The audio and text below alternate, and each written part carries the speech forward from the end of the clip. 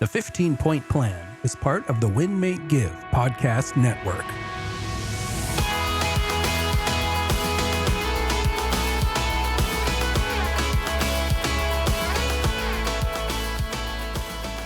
Welcome to the 15-Point Plan podcast. My name is Ryan Greigg, and as always, I am here with my amazing co-host, Jacqueline Smith. 15-Point Plan podcast, Jacqueline, is something that I love talking about. I just spent the day talking about it with one of our partners on the East Coast yesterday, and it's really a system, right? It's a system that allows us to increase our energy and reduce our stress. And when we do that, we live life better, we live life more full, we live life with just a little bit more joy, right?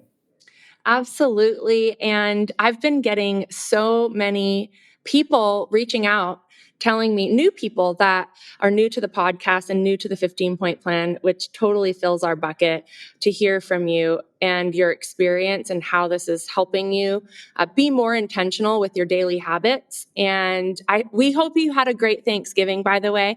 And we're, in full swing of the holiday season. And so we hope that by tuning into this every week, it just adds that boost and that gentle reminder that every day your habits do matter and they're compounding, either for the good or for the bad, right, Ryan? 100%.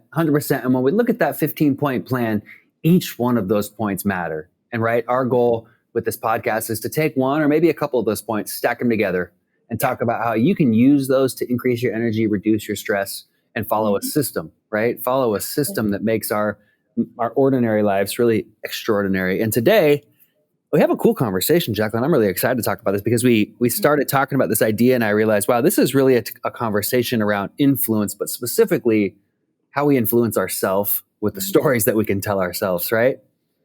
Yes, it's so powerful when you start to recognize the stories that are leading to your results in your life, right? You have a story that you tell yourself around your health, around your relationships, around your finances, around your business. And those stories, sometimes we're aware of them and sometimes we're not aware of them.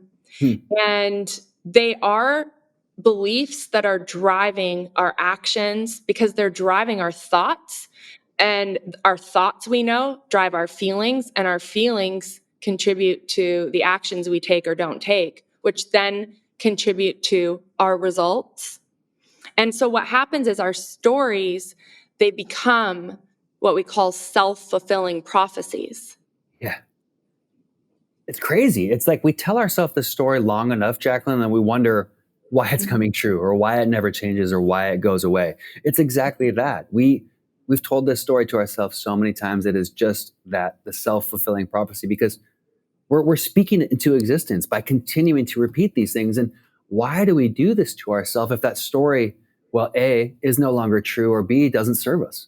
Absolutely. I was actually sharing with our team the other day some stories. I've had a lot of stories around my health that I've had to rewire and change. And I mean, I used to tell myself all the time that I can't lose weight, Ryan. No matter what I do, I just can't.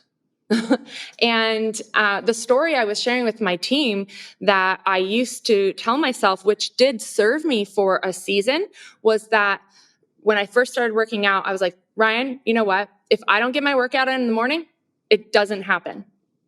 And that story actually served me. And all stories do, by the way. Right. So you have to figure out, like, what is this doing to serve me in some capacity? And at that time, that story motivated me to get my workout in the morning because, oh my gosh, Ryan, if I don't get it in the morning, it's not going to happen. But then guess what? Over time, I mean, sometimes things come up and I don't get my workout in the morning. I try to make sure I get it in there, but life sometimes happens and I don't get it in the morning. Well, what was happening, because my story was that if I didn't get it in the morning, it didn't happen, was that then it wasn't happening. Right. So I had to rewrite my story, and my new story was, I work out every day. I move my body every day.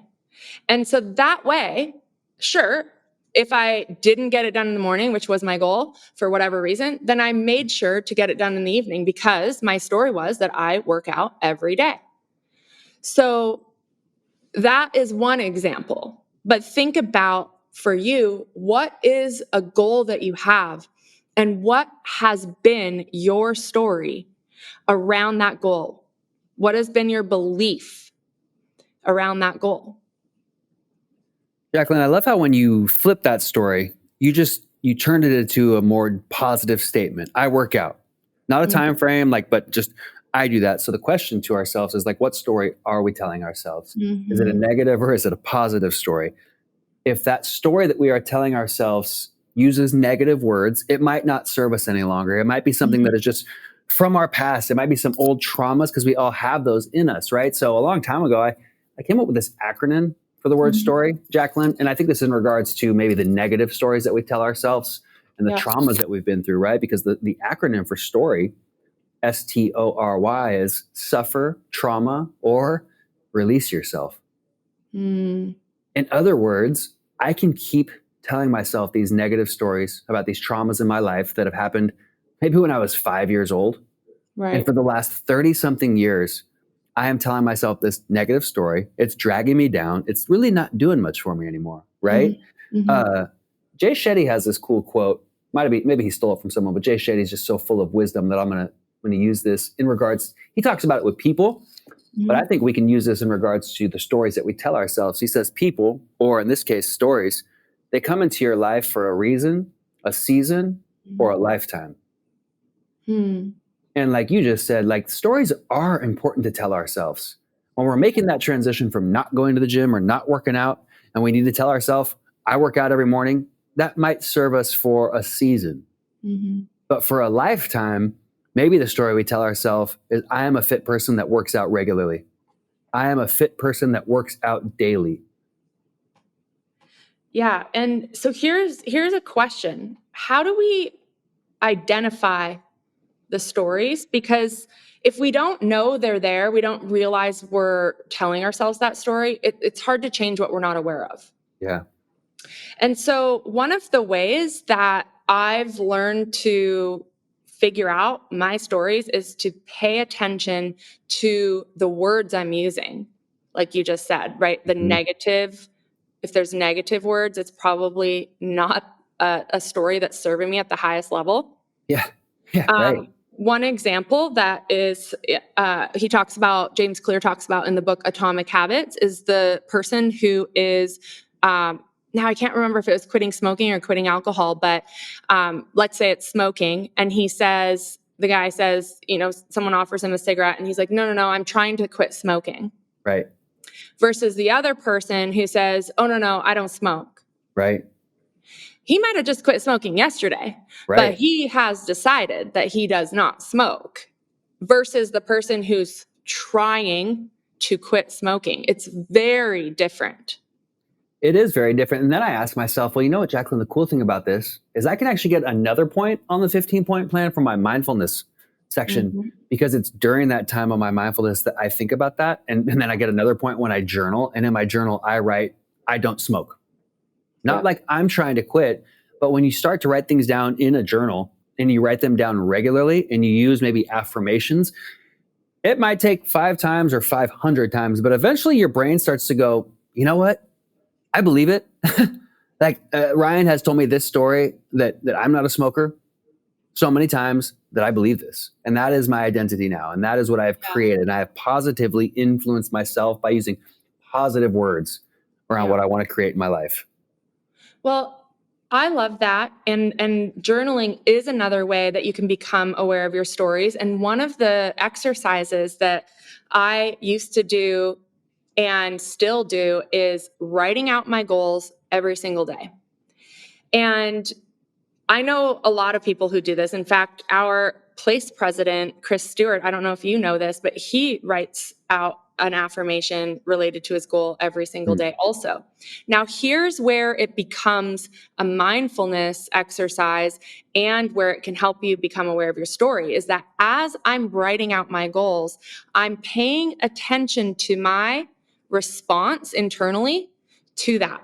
So there's some days where maybe I had, people cancel on me yesterday and I don't have, very much in my pipeline. I'm kind of feeling a little stressed out about my business and I'm, I'm writing it out and I notice, I don't believe this. Feels fake. Right. Okay, well, that is my indication that I need to spend some time getting hopeful and faith-filled and really connecting to my vision and my mission before I go into the office to do the work. Because if I'm doing the work without really believing in it, and I have these limiting beliefs that are creeping in, it's going to impact my actions that day.